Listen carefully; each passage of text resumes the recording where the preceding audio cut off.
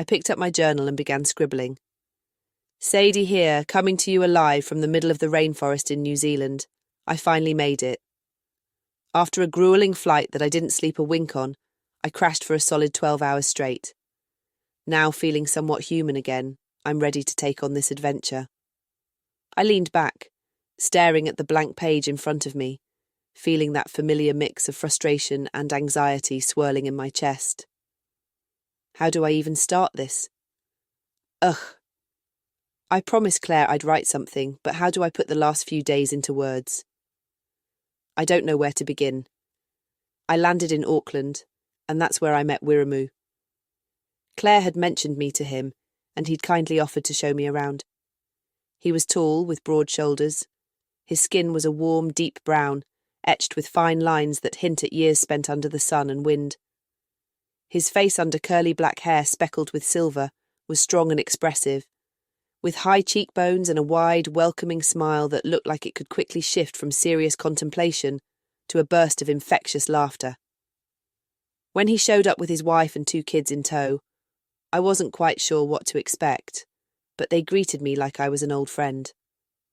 After a welcoming hug that squeezed the air out of my lungs, his wife handed me a big bag of food for the trip. And they all kept calling me Claire's second, which felt weirdly flattering and slightly embarrassing all at once. It was nice to hear how warmly they thought of her, but it also made me feel like I had some pretty big shoes to fill. I was glad for the company, though, and even more so when I realised how much there was to see. We decided to kick things off with a bit of an adrenaline rush. There it was, standing tall in the middle of Auckland, like a needle reaching up to the sky. The Sky Tower stood 186 metres above street level, and from the top we could see the whole city in every direction. Wiramu pointed out all the sights, from the volcanoes scattered across Tamaki Makaurau to the historical spots hidden among the sprawl. My first activity in this new land was the skywalk. No handrails, just me, a harness, and the city below. I'm not usually afraid of heights, but stepping out past the safety gate made my stomach flip. The perfect cure for jet lag, right? I decided to take it a step further with the sky jump, basically a controlled base jump off the tower. I might have been screaming, but it was worth every second. Wiramu watched from below, giving me a thumbs up when I landed.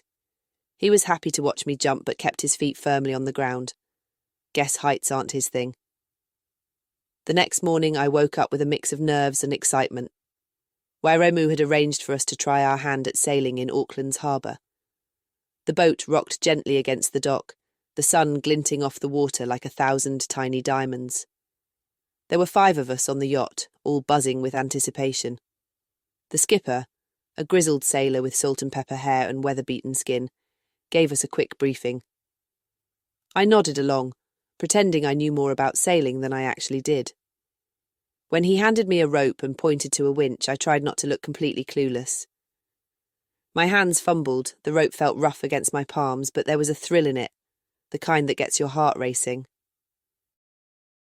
As we set off, the sails unfurled with a snap, catching the wind. The boat tilted, and we began to glide smoothly over the water. The wind whipped through my hair, the salty air filled my lungs, and for a moment I felt a strange sense of freedom, like I could leave everything behind. The city skyline began to shrink, replaced by the vast expanse of blue. Then, out of nowhere, a pod of dolphins appeared, dancing alongside our yacht. I gasped, a childlike excitement bubbling up inside me. They leapt and twisted in the water, their sleek bodies cutting through the waves with effortless grace. I leaned over the edge, practically hanging overboard, trying to catch every moment. It was like they were putting on a show just for us. For a moment, everything else faded away. The worries, the doubts, even the awkwardness of the morning. A sudden cheer broke out behind me, and I turned to see a daredevil bungee jumper launching himself off the harbour bridge, arms spread wide like a bird in flight. I laughed, a mix of admiration and disbelief. "Now that's insane," I shouted over the wind. Seeing someone else take a leap into the unknown made my own fears feel a little less daunting.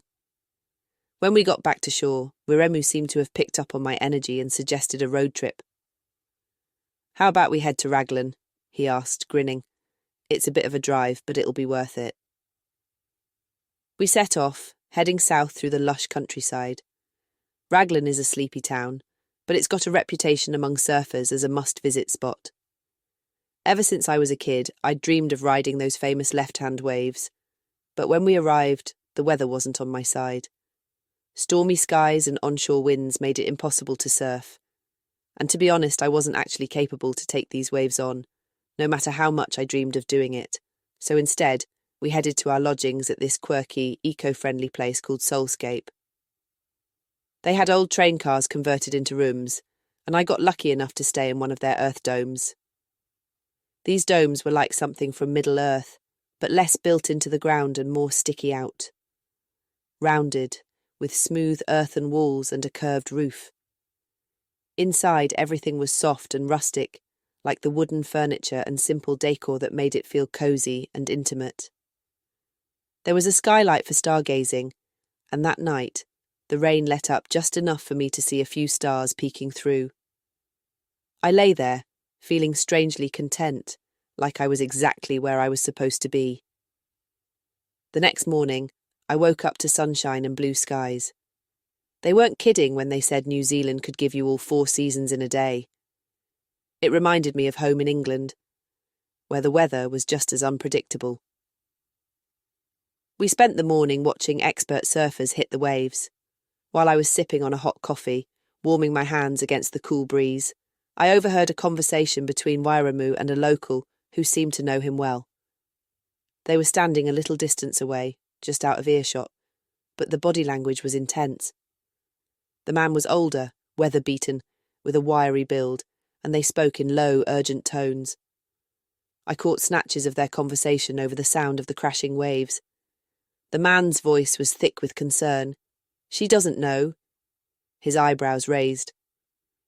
Wiremu shook his head, a flicker of something dark passing over his face. "Not yet. But we've got to keep it that way. For now."